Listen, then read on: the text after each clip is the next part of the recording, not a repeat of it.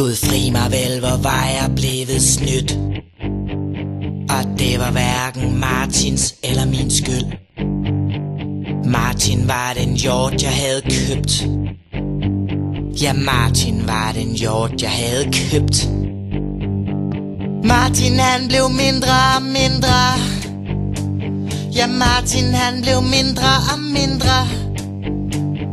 Ham jeg havde købt, han sagde: det er da ikke så mærkeligt, fordi Martin, Martin er en uren hjort. Martin, Martin er en uren hjort. Martin, Martin er en uren hjort. Martin, Martin er en uren hjort.